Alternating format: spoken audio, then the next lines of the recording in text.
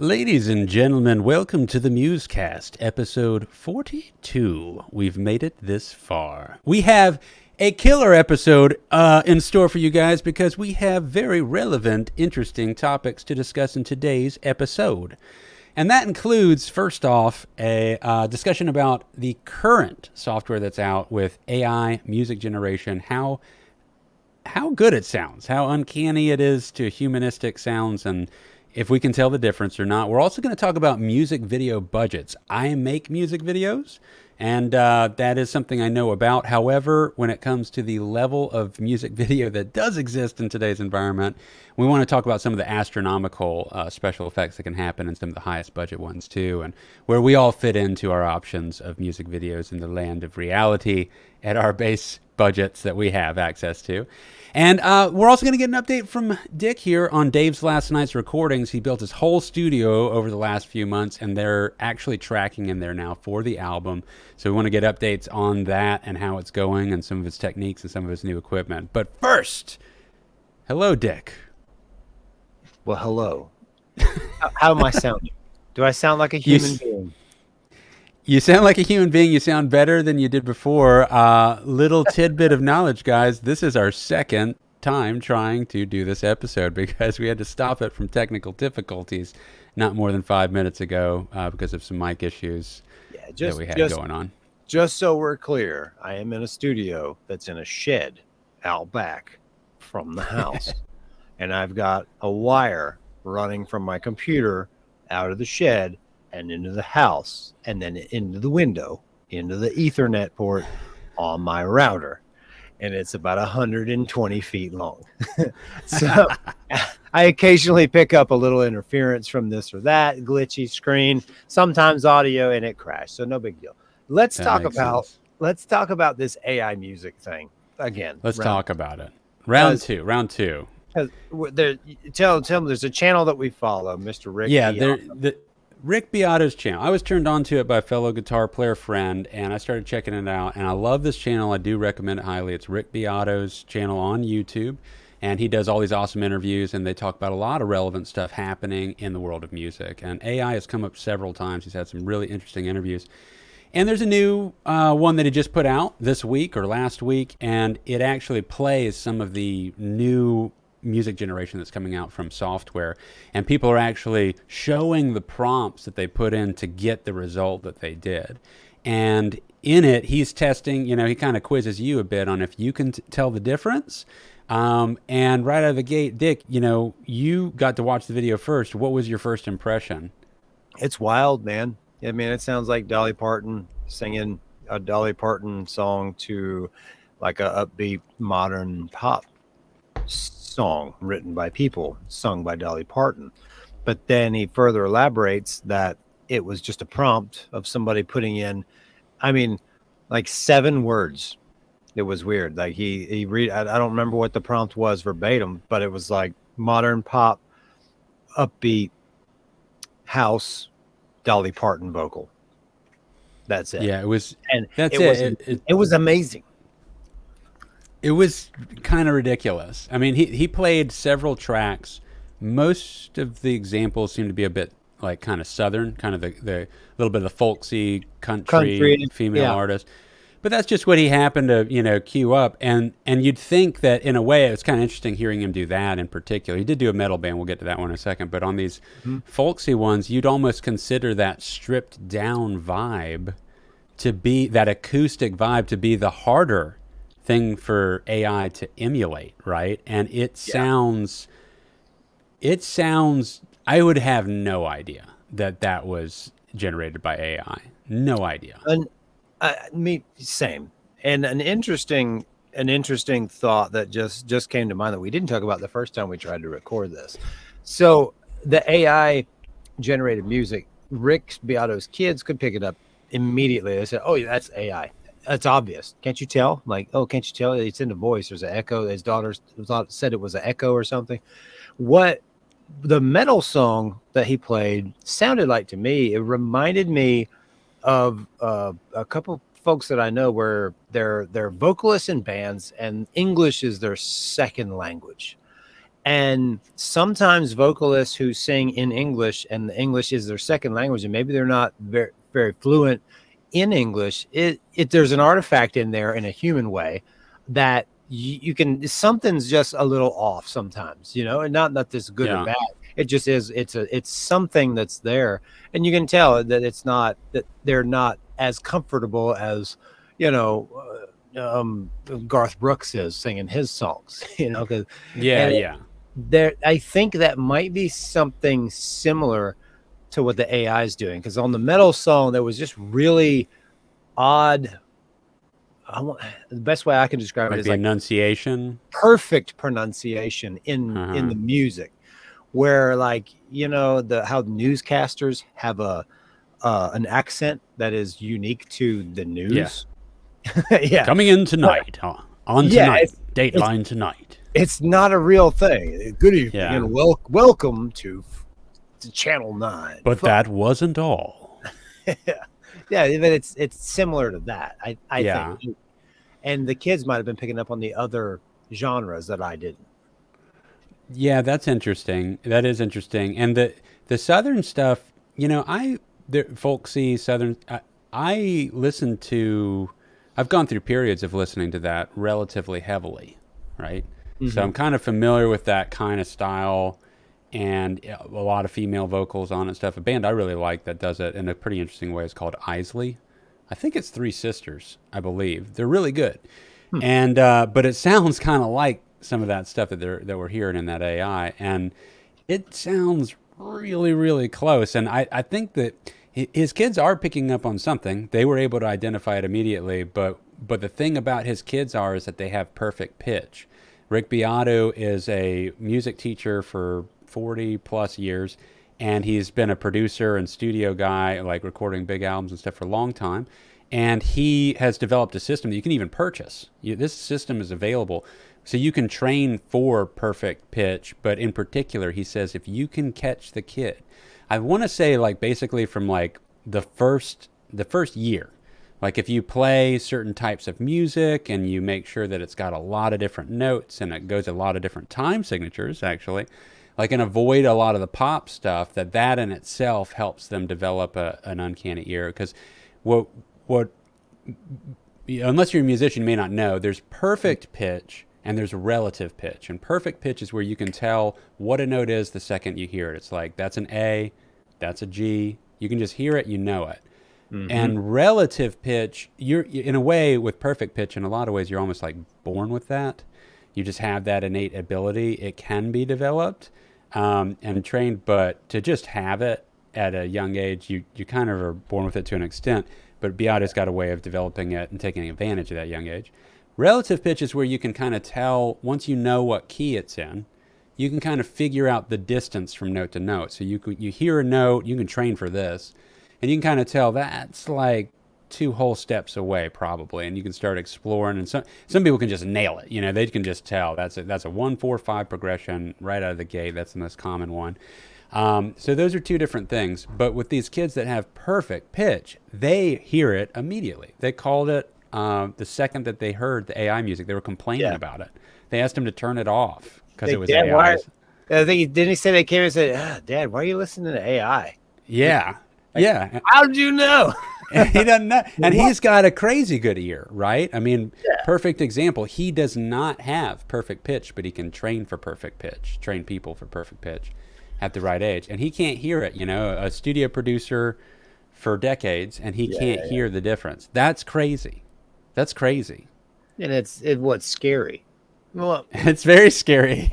It's yet another step in a weird direction that we're going. Like, one day are people going to look back and say, "Man, remember when people had to write music?" Well, that's the thing, man. Like what do you mean? How? That it's a little disheartening because it's like, I mean, somebody should make a show about it or something. Hey guys, if you're enjoying the podcast, that's awesome. We really appreciate it. But you should check out our full actual web series if you have not seen it yet, because this is where we put all the effort into a production.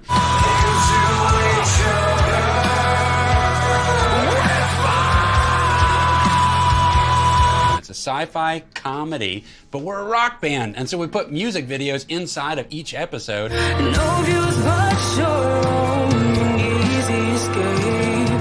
Don't pay no mind to what they say. They're in their own world anyway. Each episode features a new singer on each song that we unveil within the episode. And will they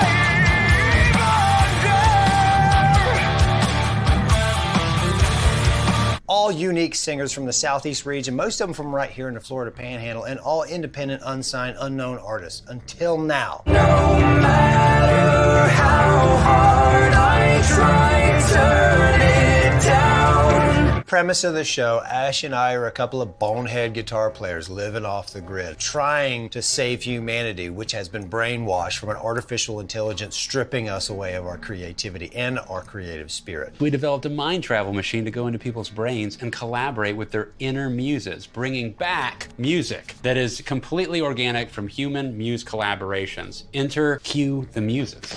You know what, we're kind of getting sidetracked, man. There's only so much time for frequency absorption. We need to hop on it. Can you fire up the cadence tubes? Yeah. And I'll go ahead and get my shoes tied. Okay.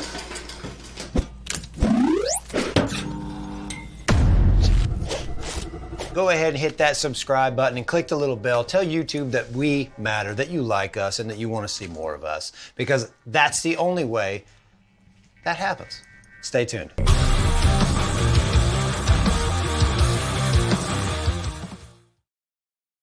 I guess somebody did make a show about it, or at least they're in the middle of making one about it. Somebody needs to get a ninja shoe endorsement. That's all I'm saying.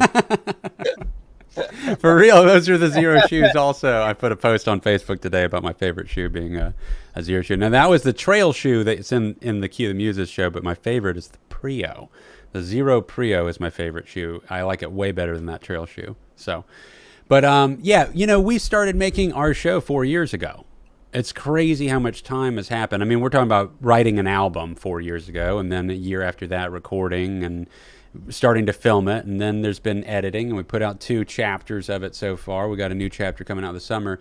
But the reality is that over that course of time, our show, I mean, honestly, it's like it's already starting to almost, to some degree, it's almost surpassing already Harmonia, what I envisioned Harmonia's song being, because we haven't unveiled what Harmonia's song is that's stealing the world away, that it's that good. And I kept thinking that we were going to do like almost like a techno electronic sounding song, right? Because the AI developed it, and it can't come up with what humans can come up with. And now I'm hearing this stuff, and it's like, dude, that shit sounds like humans. Yeah, well, now the game changer is Harmonia is going to write a song that is almost indistinguishable from any of the other songs. Actually, this is really cool because, and maybe, you know, guys, if you're listening to this, you're getting a sneak peek into us collaborating for the art of this. And next season, we might have to write, what if half the album's Harmonia music? And we wrote that too, but we dress up, you know, as characters that are like the AI. And and we're battling, you know, that would be pretty cool, dude. Yeah, also, if they were like alternate, like AI versions of us.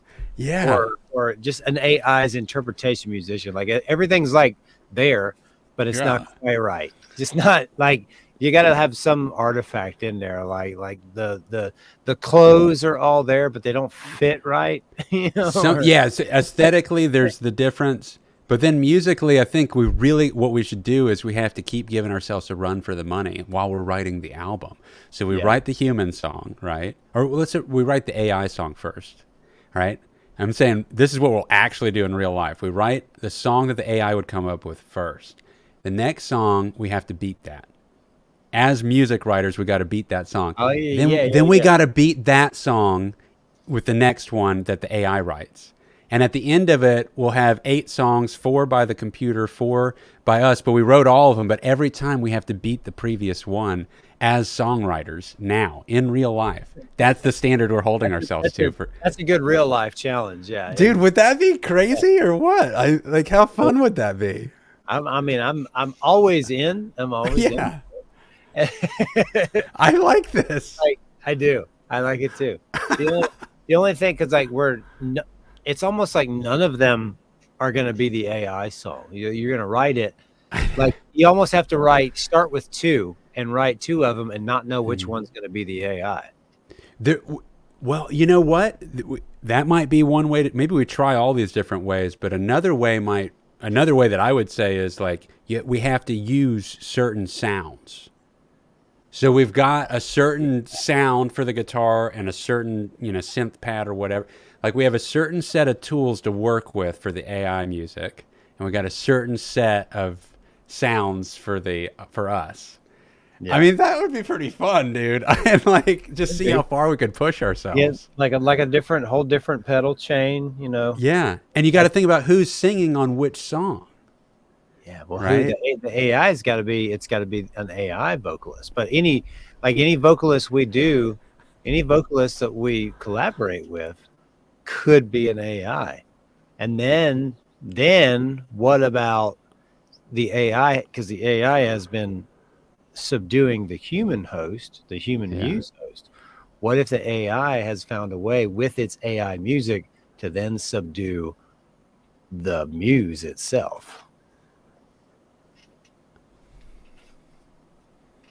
Who's going to play these parts? Do we actually, what if we actually, you know what? Oh, on one of them, I'm not saying we definitely do this. On one of them, by the time we actually do this, I would bet money that you could give music to the AI program and have it put vocals on it.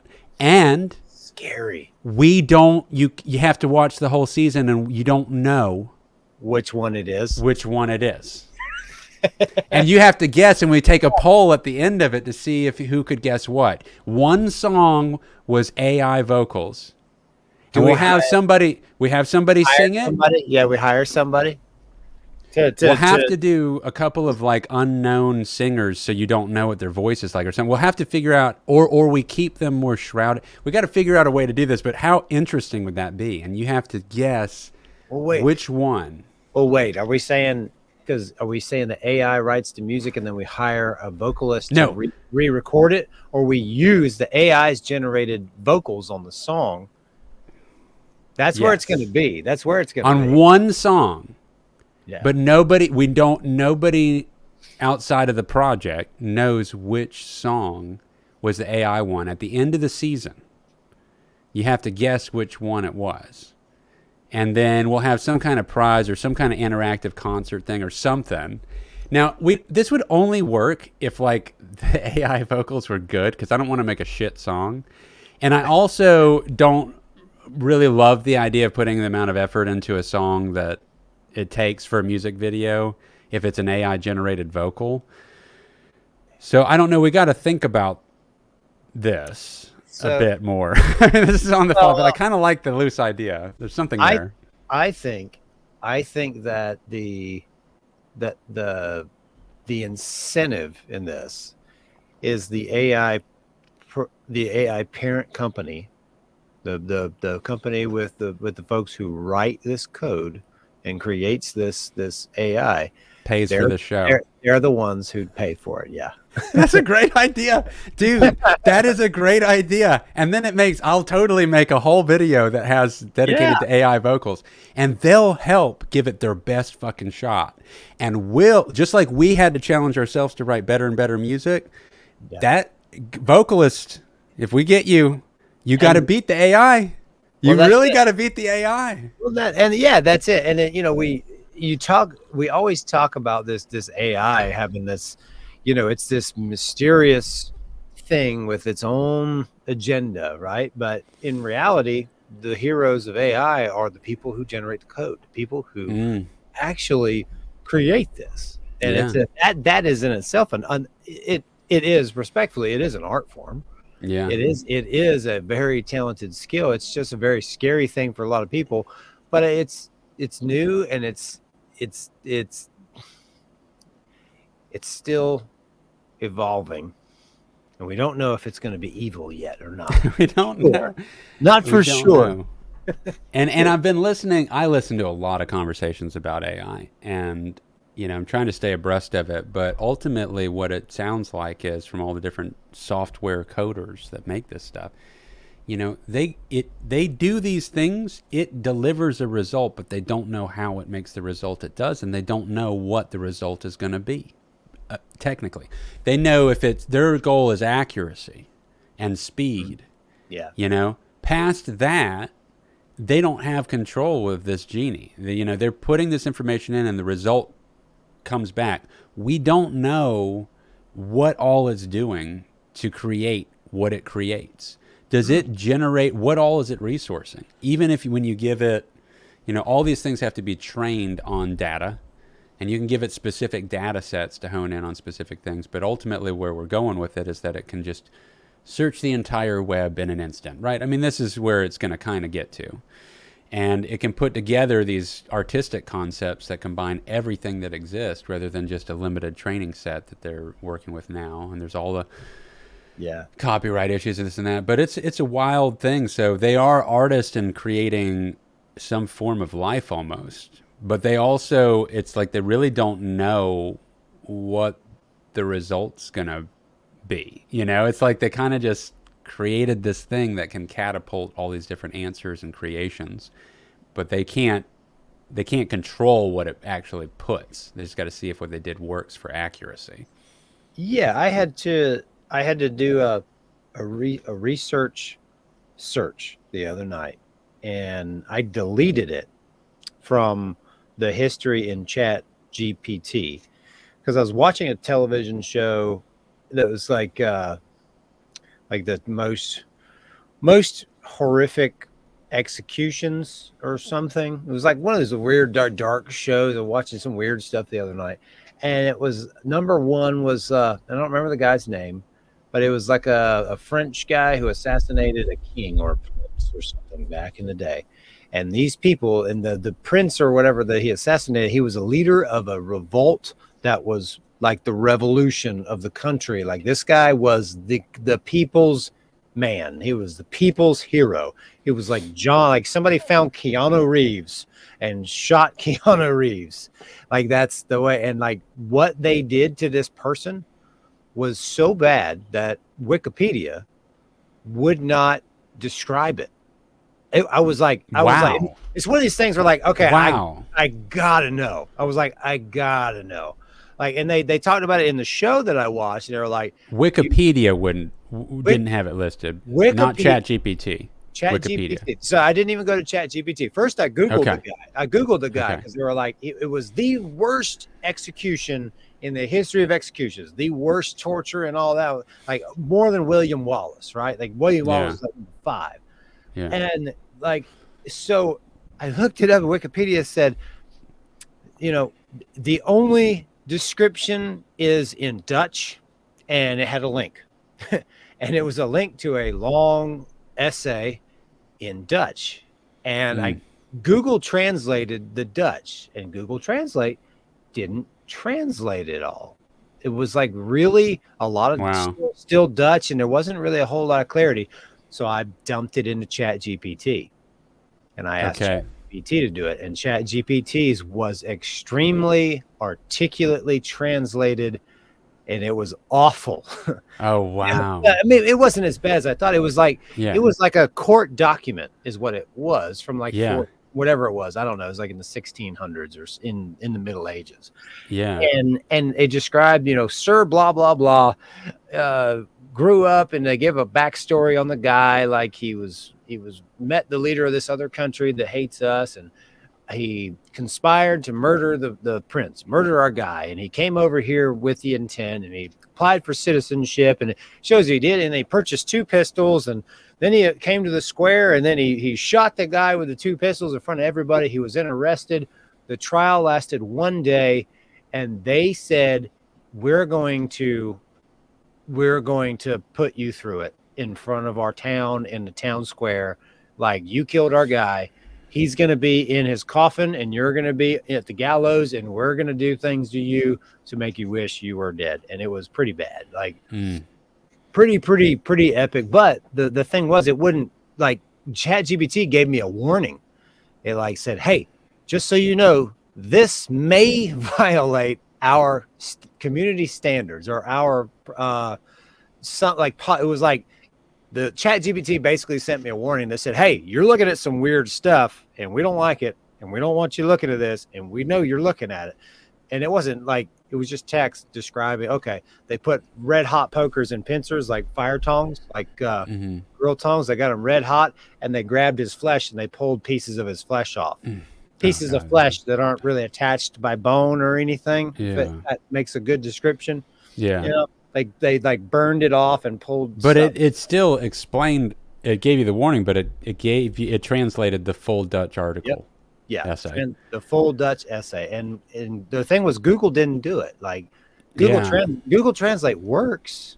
You put words in it, and it works. I put the Dutch transcript in there, and it came back a lot of unclear stuff. Like it was like, you don't really want to know this, dude. That's wild, man. I mean, there really are some guardrails up with Google. You know, it really does filter out searches, and it does inhibit you from seeing stuff.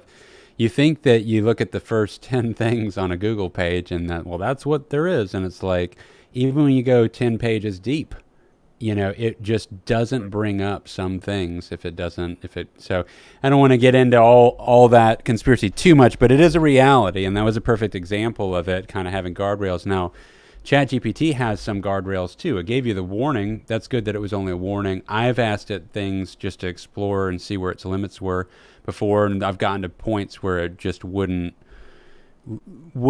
convey certain things. I think it was a little bit ideologically hung up in a certain direction by its developers. You know, it seemed like, I was like, this is definitely. But that all being said, you know, the thing about everything with that, the translation in Dutch, immediately being able to see that via ChatGPT, what an amazing piece of software. I just used it this week because I had to re-up the camera insurance that I have for all my gear. So every year I re-up on an insurance plan. And I've never had somebody to confide in about it. I didn't really want to get an insurance adjuster involved and have to pay some rate for them too and all that jazz.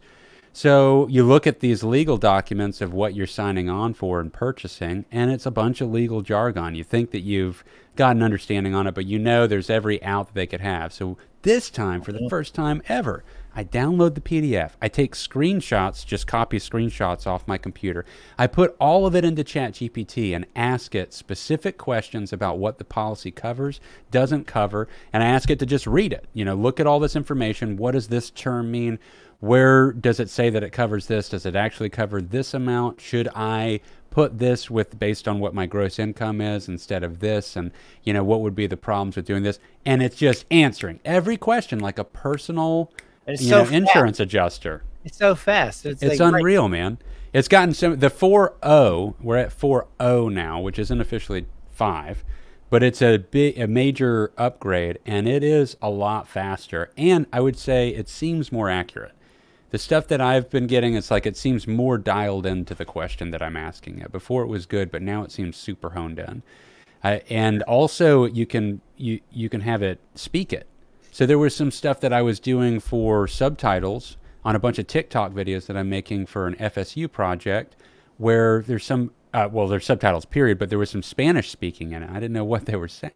And so I was like trying to get the words for what they were saying. It sounds like they're saying this, and it's helping me figure out what they said, you know, and giving me the correct spelling to put in for the subtitles, you know, without having a Spanish speaker there. You know, it's just, and we're on the same conversation the whole time. Okay, so in that line of dialogue that you just referenced, everything from your insurance paperwork to the Spanish subtitles, yeah. How many jobs did it do? How many different human jobs that you would have had to pay someone to do? How many did it do?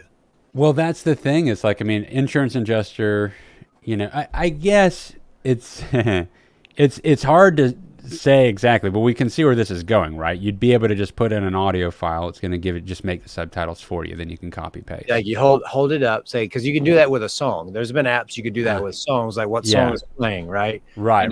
Yeah, I forget what it's called, but you know, and it says, oh yeah, that's Three Doors Down, Monkey Red. It probably has the option now. I just didn't. export audio files to try uploading to it. But it probably totally could have just done that. I just thought it was quicker to just ask it a question. But if I had exported little audio clips, I bet I can upload it to it and it can just analyze it and tell me what it's saying. Now that's very cool. I've tried that. I wonder if that's a newer thing, because I tried uploading an image. 4.0 has a lot of new features. Okay, because I've had 4.0. I've had 4.0. Yeah. Did you try what you're talking about now with 4.0? Well, I tried uploading a photo and saying, "Can you recreate the image in this photo?" And use like it was an illustration of a person. Like, can you take this image of a face and then use this can you put it in another image? Like, I wasn't trying to get it to recreate it. Like, just take the image I'm describing out of there. Because if it can translate text, it's programmed to understand text.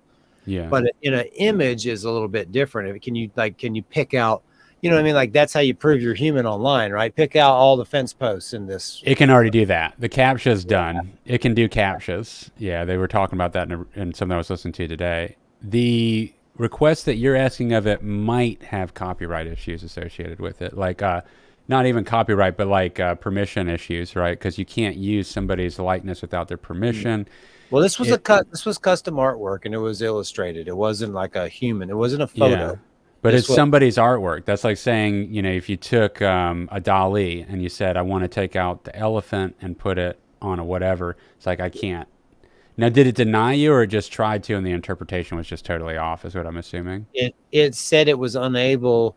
It said I don't have the capacity to do that.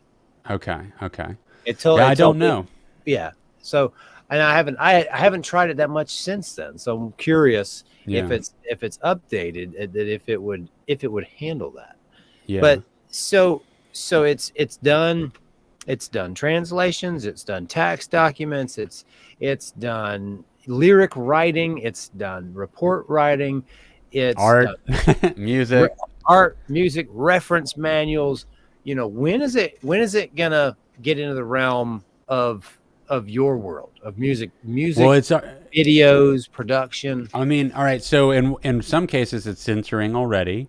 When I'm hearing this music generated by the AI, one of the first things I think of as a creator of videos is I spend somewhere in the ballpark of $1,500 to $2,000 a year on licensing music. Now, if I could just pay for one membership and type in prompts to get the exact kind of music that I want, and it can just generate it and I can put it into my videos, that's hard to not want to explore. At least try out. Because there's sometimes I can't find what I'm looking for, in the catalogs, even though they're vast. One of those AI songs that it generated on the video that we watched was from the Western one. The composer. Yeah, what's that? I forget his name, but I love that guy. Me too. It's the guy that classically did all these Sergio Leone Western movies, and he did the scores for them.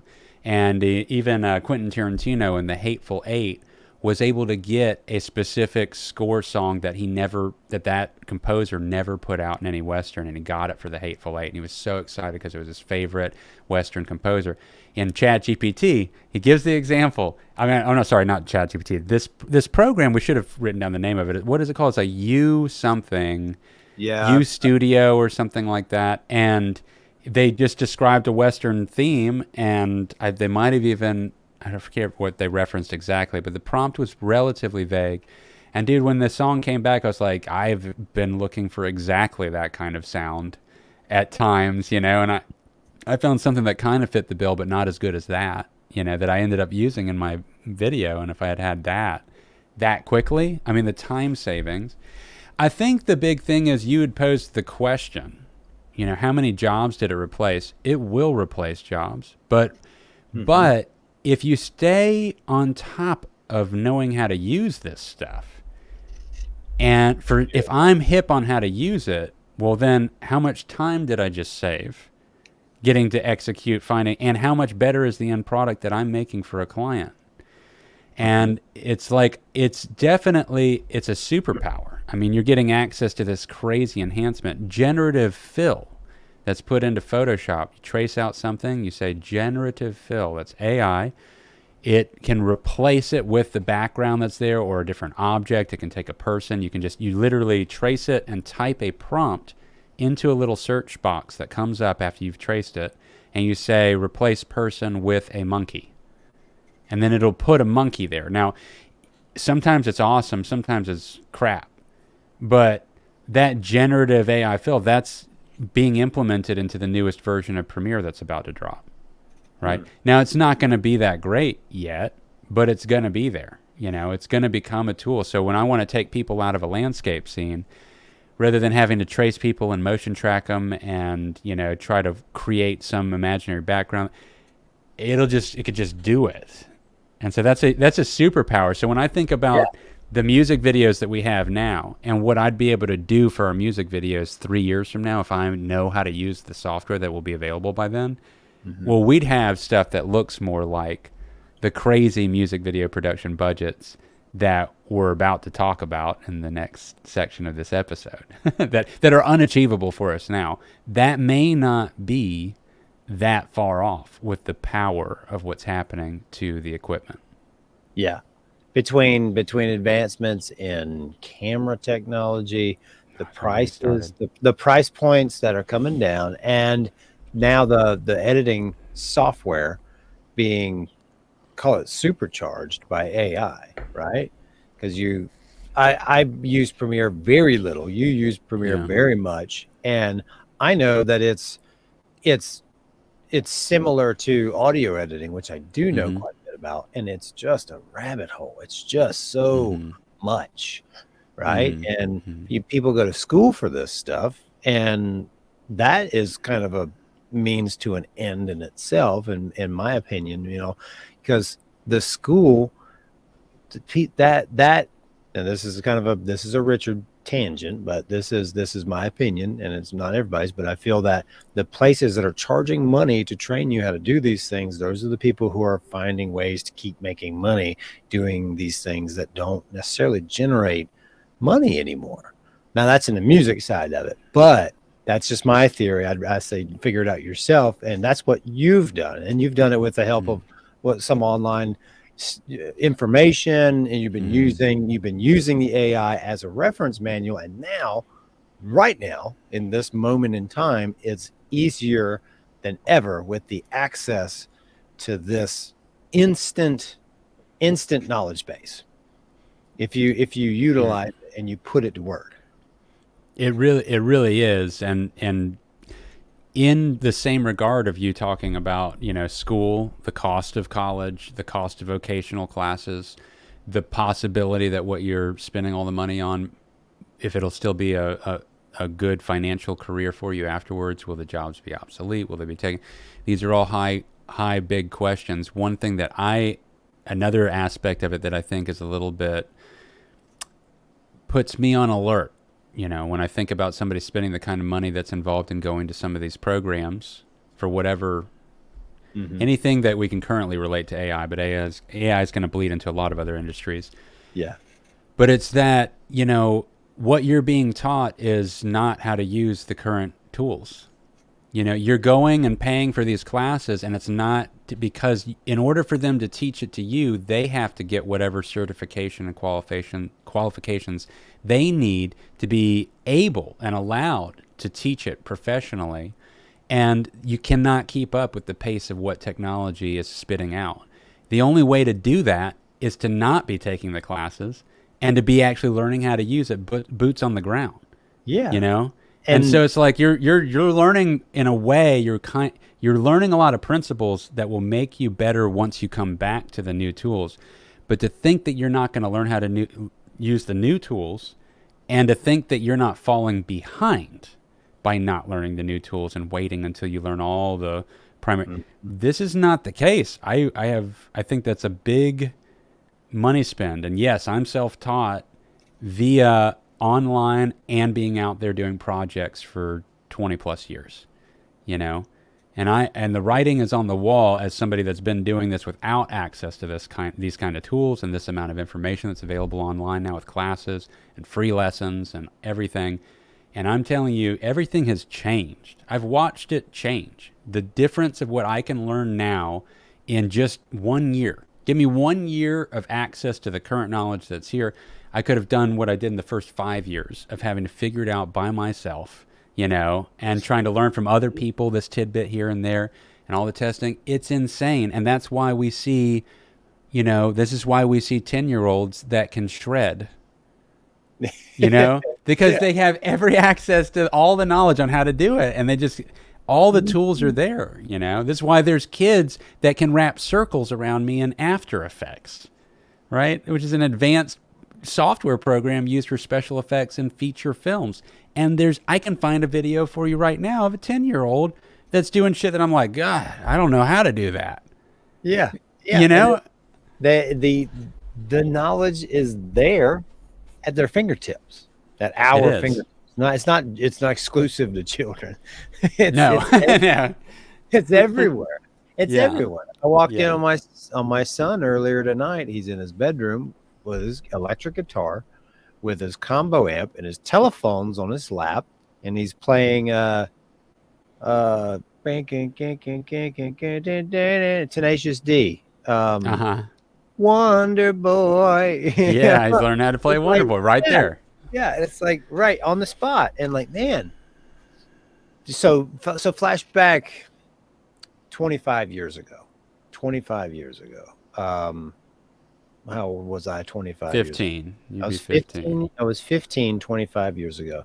I wanted to play guitar like nobody's business. I knew maybe 2 or 3 people who were my age group who also played guitar well. I knew a lot of people who played guitar, and I only knew a couple people who did it really well. And they weren't really in my friend circle. And then I, tailored my friend circle to be with other musicians because I wanted to learn how to play. And I had asked my father for a subscription to the Guitar World magazine, right?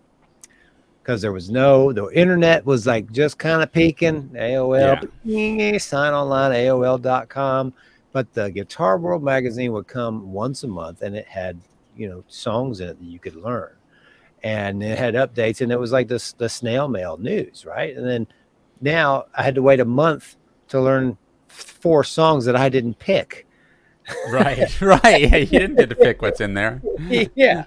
So, okay. Then the kids nowadays, whatever, any song, anything, right there.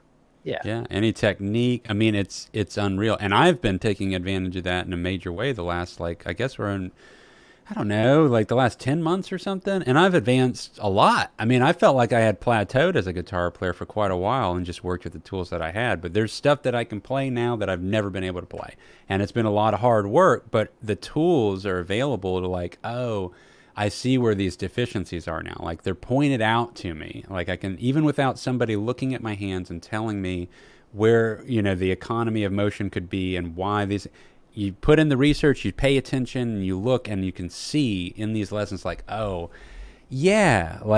obviously that's a bad way to play that. Really, I should totally know where these notes are and why this, progression is this way or the scale and mode. It's really, really cool. So it all that's fantastic. We said that we were going to talk about some music video budgets and Dave's last night's recording. We got 17 minutes left to do both. So let's touch on the music video budgets for a second.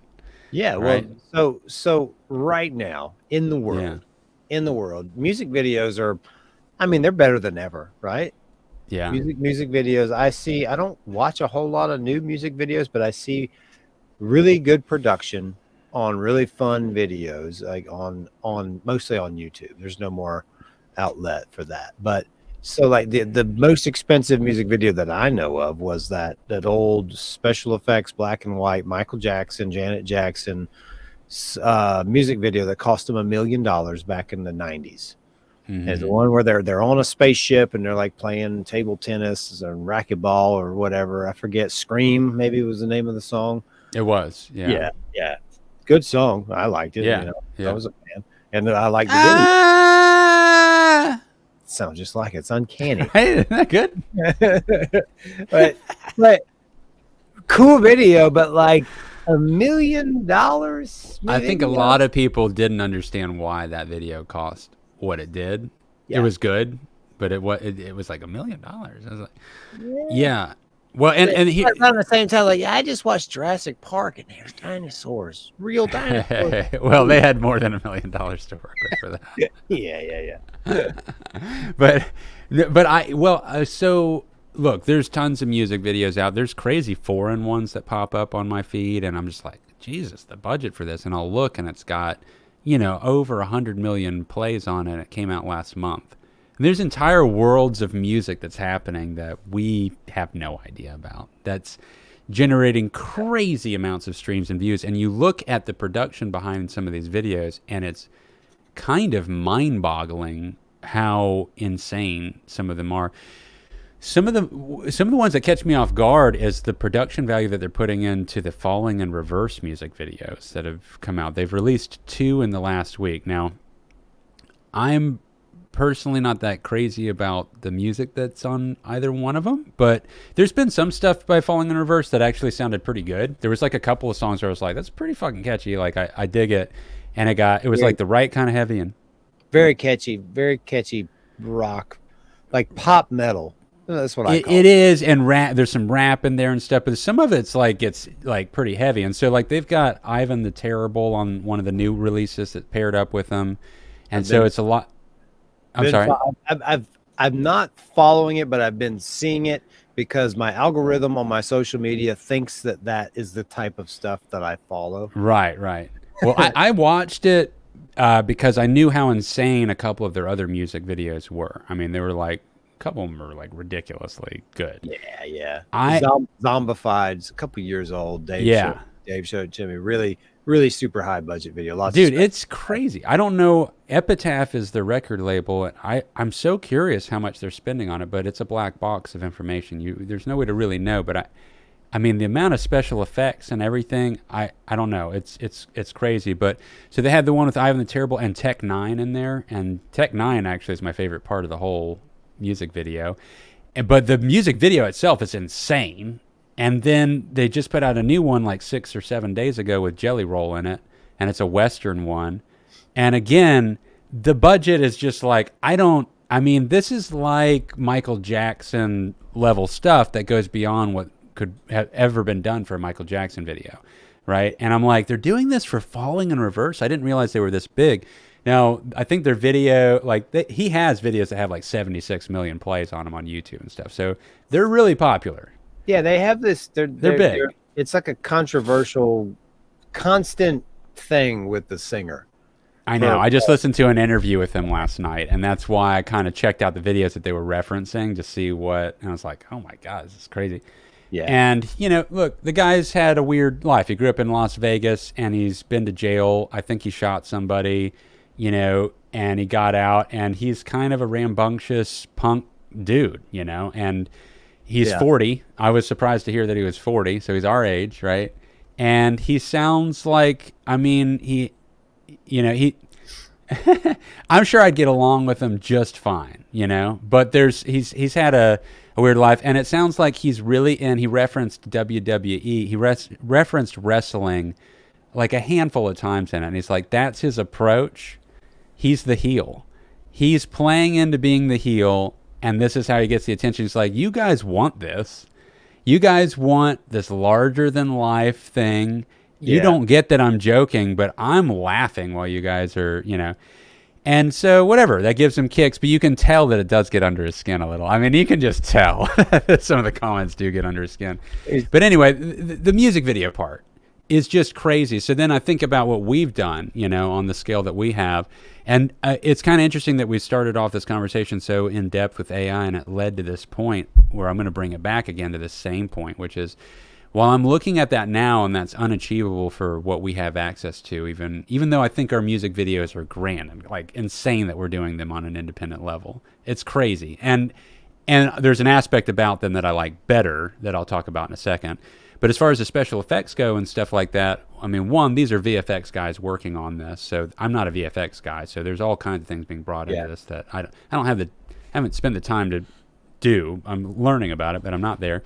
But with the AI help, I really do wonder in like 3 or 4 years, if filmed properly with some more green screen work, what the options would be. I mean, it's going to get insanely accessible for people that are already, somewhat knowledgeable in the field of cinematography and editing to take advantage of these tools in a major way.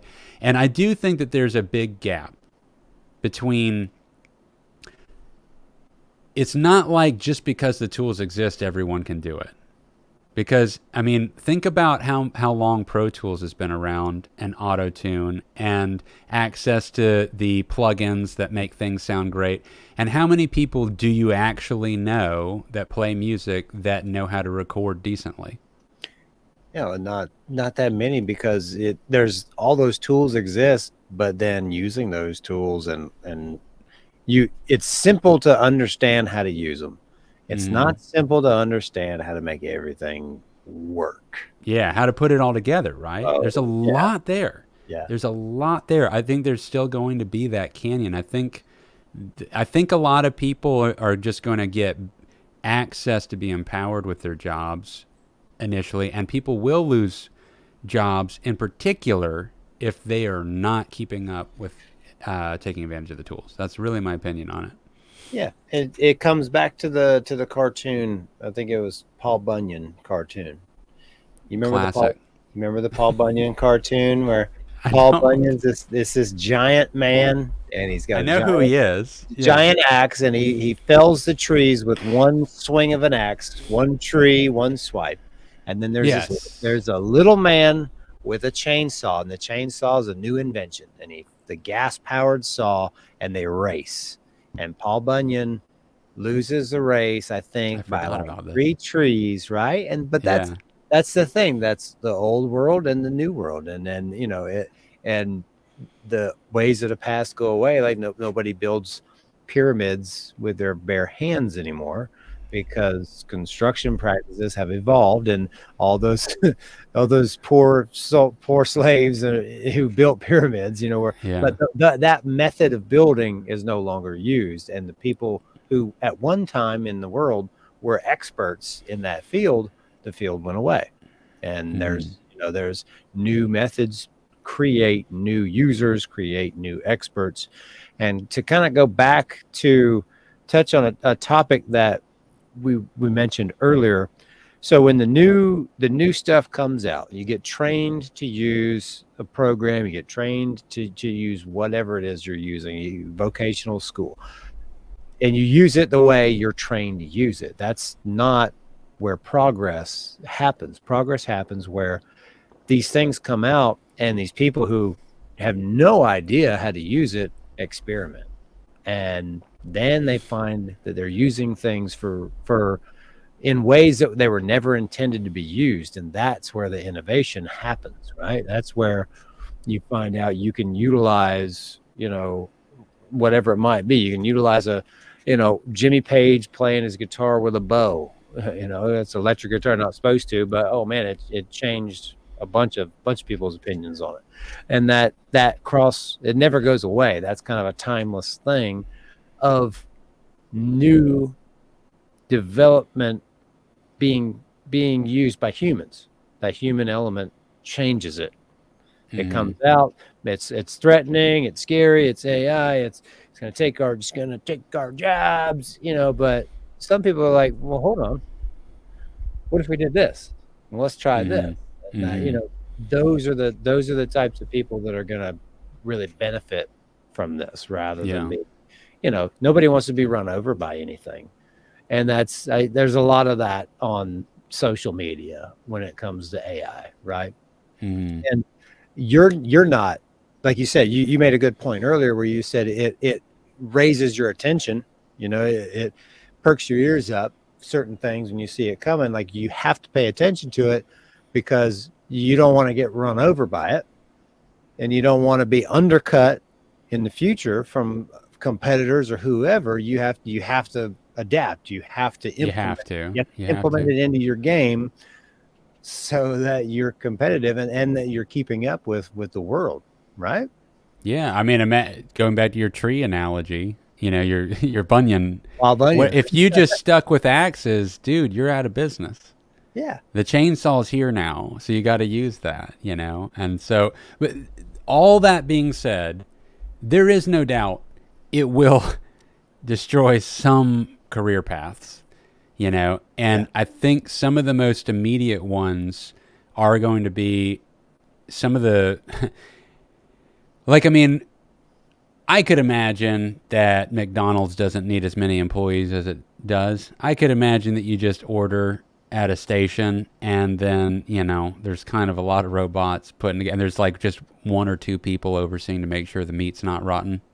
Yeah. I could definitely see eventually, unfortunately, you know, driving jobs taking away, because ultimately we're heading in a direction where once the fatality rate and accident rate is greatly under what is associated with human error, there's going to be a pitch, you know, and it's going to be like I mean, to the point that it makes me nervous for driving in the future. You know, 50 years from now, are we going to be allowed to drive? Because that's dangerous compared to the flawlessness that is the driving. And there was a recent test that just happened, apparently. I haven't gotten to read the article, but I was hearing people talk about it in a podcast. Jets, fighter jets. They put an AI intelligence into a jet. They ran drills. This just happened. And not one pilot could beat the AI jet. The jet took out all of them. And these are the baddest asses they could put together to fight this thing. And they couldn't handle one AI plane. Wow. And that's totally believable. That's It's totally believable. That's not surprising at all. You have an AI who isn't affected in nearly the capacity a human is from G-force. You know, that's right. Yeah. That's right. And so when it comes to driving, are we going to lose? When does that threshold cross? You know, when does the ratio of AI incidents become less than the ratio of human incidents in traffic collisions? I mean, I don't think we're much more than a couple years away. I mean, I think technically we're already kind of there. It's just that people are fighting it. And when I say technically there, for the places that you can use it, because you can't use the AI intelligent driving in every situation. There's places where it has the correct mapping and the correct scenario where you can use it potentially safely, you know, but once it gets to a point where it can do it in any environment, you know, I think it'll just be a matter of a couple of years of proving itself, and enough accidents happen. I mean, DUIs would be a thing of the past. Yeah. DUI, you know, I mean, that's a real thing. But is it okay to program your car to drive when you're under the influence? Can you ride in a car? So there's definitely Uber. Yeah. So Uber, like if you're an Uber driver, you're pretty nervous because they've already implemented some of these self-driving cars again in cities where it's mapped out well enough to do it. And literally there is no driver. So you get in. So that would be a solution right there if you're under the influence. I would think that it would get to a point where you could probably do that, but it's not right now. It's not right now because you still are supposed to, I don't know, monitor it in some way. I think that the vehicles that are doing it now, that are like Uber style, I believe somebody's still on the other end of that to make sure that nothing goes awry. Like it could still be remote controlled in if something goes off the rails. I believe. That's a bit of a guess. I might not be right about that. And it's expanding. It's expanding all the time, right? Because all these cars are based on a signal. It's based on GPS signals, cellular signals, and everything. And this isn't a podcast episode to talk about it, but I know Tesla and SpaceX is putting the Starlink system in place. You know what the Starlink is, right? Yes. That's the internet that Elon's providing to the world wirelessly. To the world. And I live 20 miles from the pad, and they launch it seems like every day sometimes. They're throwing up more Starlinks. Wow. It's twice a week, something like that. Wow. And it's, you know, they're literally going to be rings around the planet of satellites, visible. Yeah.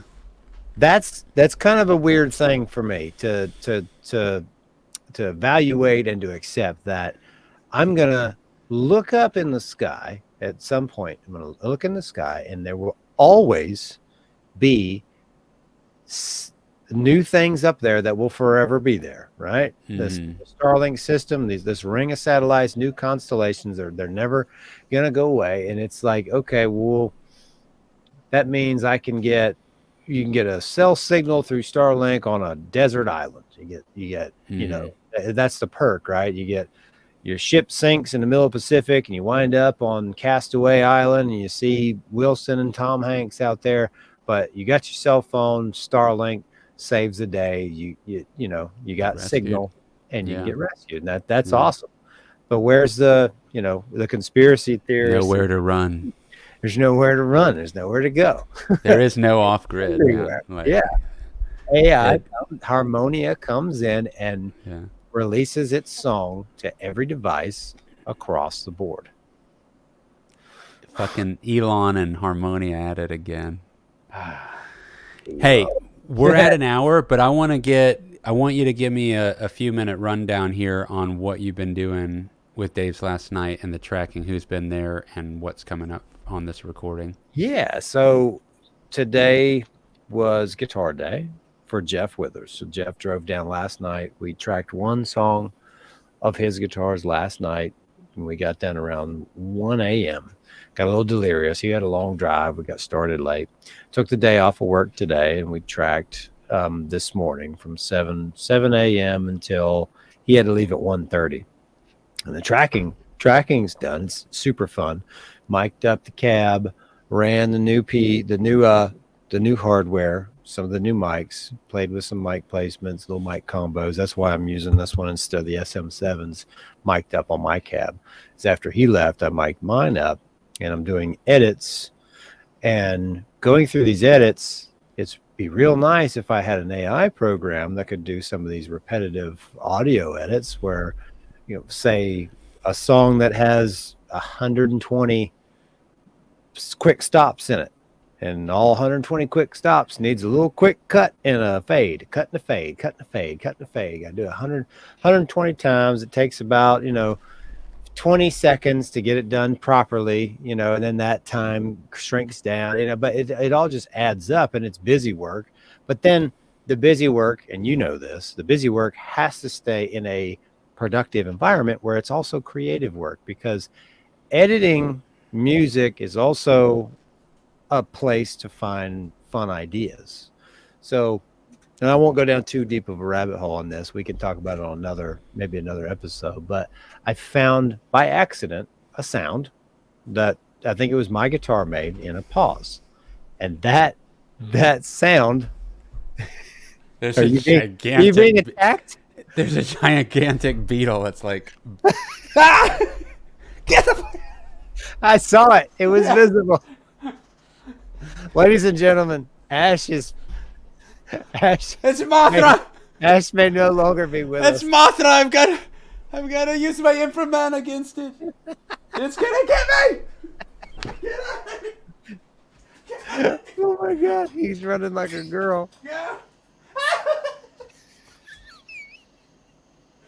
Get out of here. He's on your back. He's on your left shoulder. Your left shoulder. Ladies and gentlemen, Ash is playing with. I don't know where it went. It was pretty big. I could see it. He's when a big swatted one. at it. It's in frame. Yeah, it's still in frame. It's right there. Where? Sorry, I didn't mean to cut off your mics. I don't really have too much to say about it. It's honestly, it's late. I have been at it since. Yeah. We can talk about it on another episode, because I promise you I will still be editing next week. Next week will be a better time to talk about it, because like I said, today Jeff was here. Tomorrow night, my vocalist for Dave's Last Night, Tim, shows up, and he'll be here all weekend tracking all of the vocals for the album and some fun other stuff. And I'll be putting the Atlantis through the rounds with Tim, and I'll be sending you some. I'm curious. previews. I'm curious. Yeah, I'm very curious. It's That's awesome, man. Oh yeah. I'll be working on. You know what? I'll be working on. It's Father's Day weekend, by the way. You know. Yeah, Sunday. Yeah. I was reminded that today. I need to remind Tim too and make sure he's talking about leaving here on Sunday. Oh yeah. But he's on a trip. I think he's in Tampa right now. So he's like, Okay. He's doing fun stuff. So That's good. He's not an unintelligent person. He knows what he's doing. Well, I will be working on Disco Nightmare. Oh. What? I will be working on a music video. What is God, that? it's so hard to keep things. That sounds so cool. It's very cool. Dragonflies? Yes. Yeah, Dragon. we'll have to use the code names. Yeah. I look forward to it. Dude, we'll talk next week. We'll update each other about progress that we've made on things. Ladies and gentlemen, I hope you found some of that information of value or just had a good time just hanging out, listening. And, you know, if you have any thing that you want to say about any of these topics, let us know. We want to know. Give us a like. A like is good. It helps the YouTube algorithm show it to one more person. Yes. That'd be good. Hit like. You don't have to subscribe. That's fine. Just hit like. We'll go down that road when we get there. Yeah. Later, guys. Bye, guys.